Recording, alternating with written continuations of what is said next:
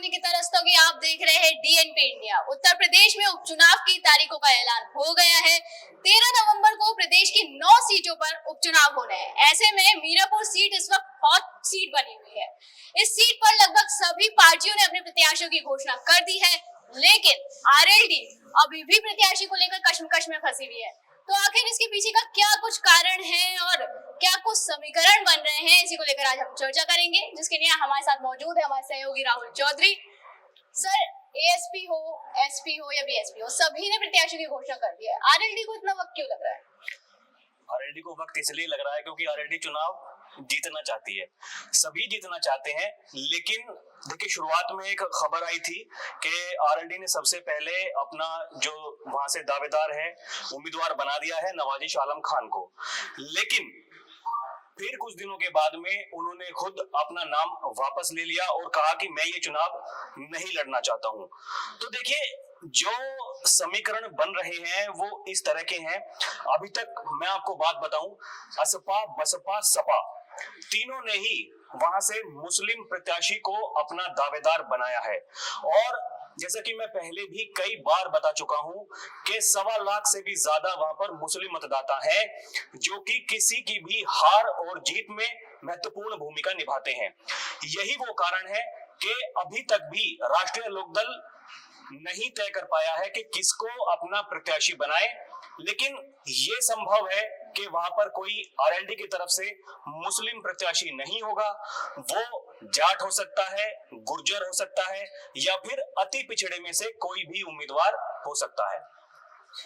खबर ये भी है कि बसपा जो है अपना उम्मीदवार बदल सकती है, तो क्या कुछ कारण हो सकता है इसके पीछे?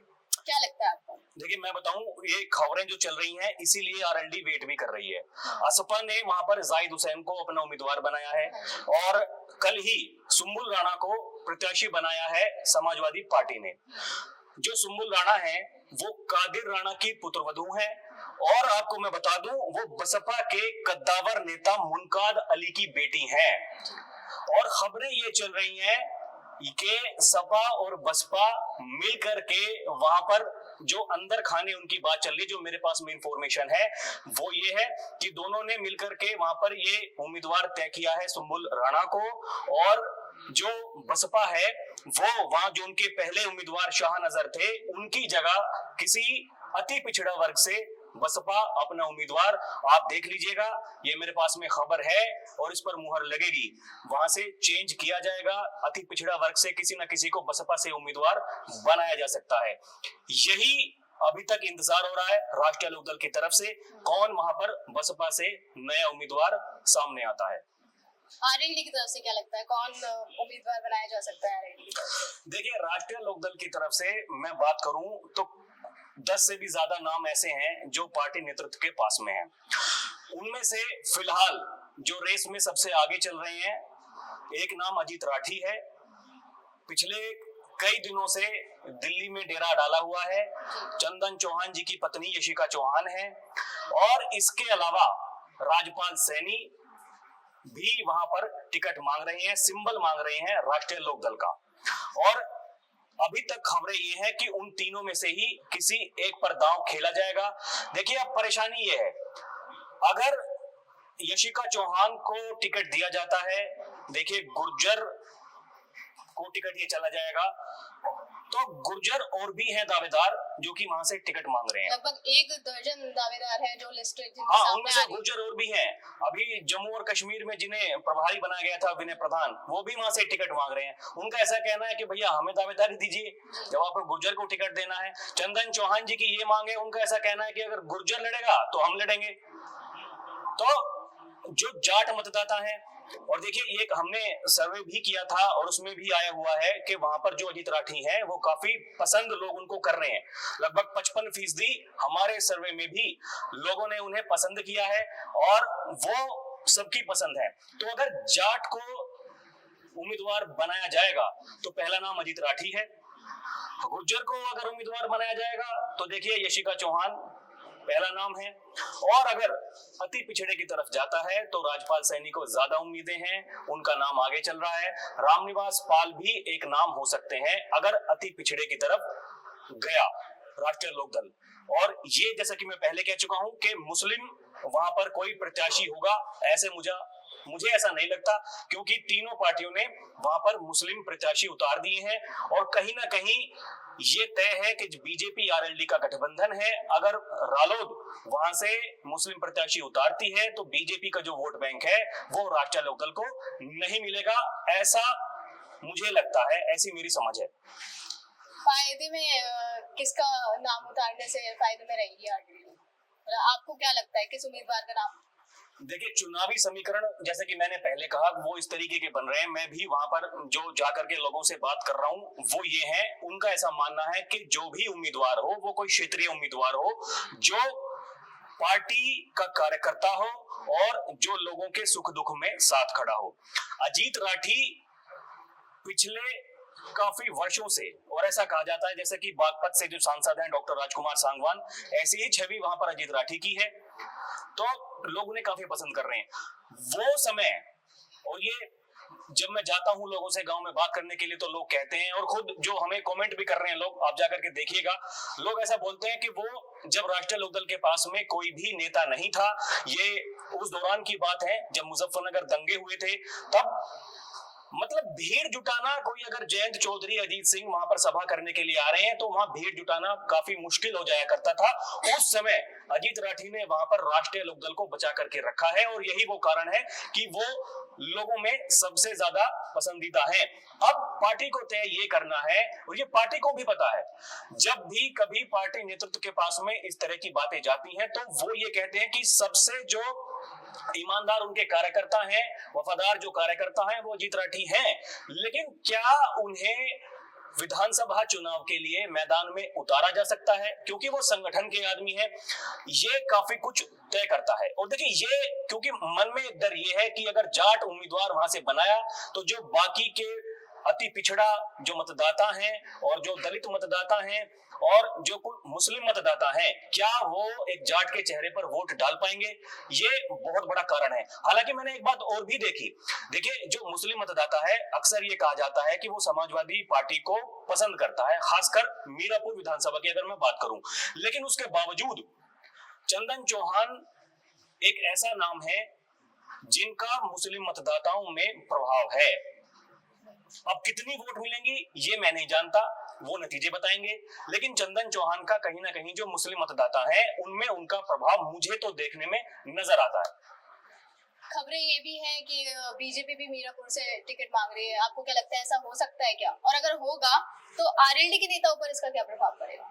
देखिए, मीरापुर और खैर विधानसभा, पहले चर्चा दोनों जगह पर ऐसी थी कि मीरापुर में सिंबल होगा आरएलडी का और प्रत्याशी कोई ना कोई बीजेपी का होगा। ठीक ऐसी ही संभावनाएं खैर को लेकर थी कि खैर विधानसभा पर सिंबल बीजेपी का होगा, लेकिन वहां पर जो उम्मीदवार होगा वो राष्ट्रीय लोकदल का होगा।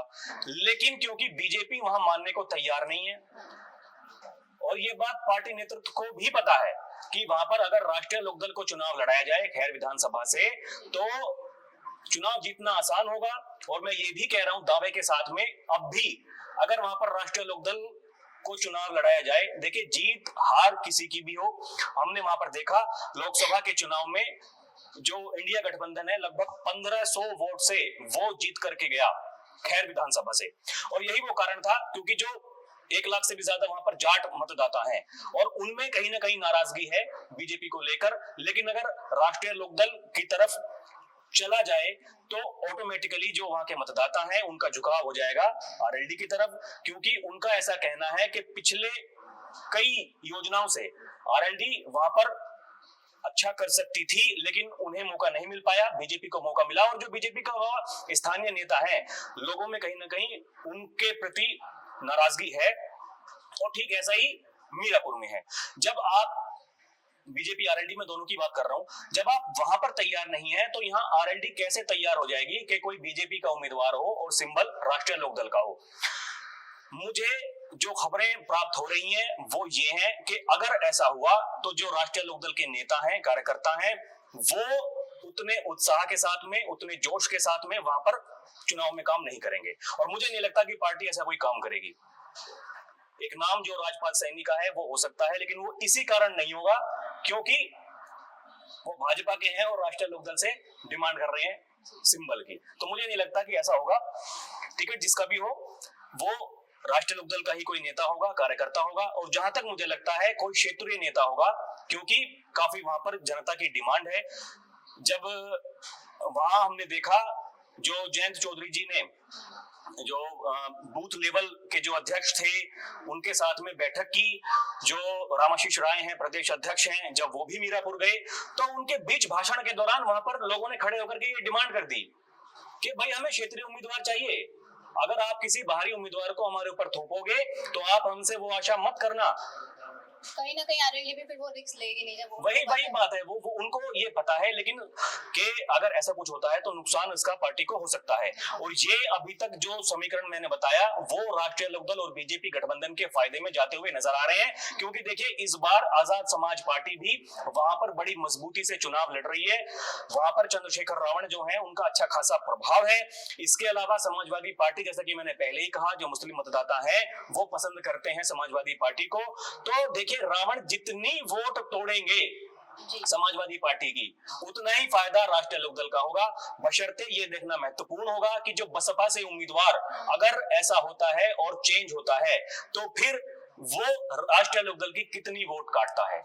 चुनाव इतना आसान नहीं है, वहां पर एक दिलचस्प मुकाबला हमें देखने को मिलेगा।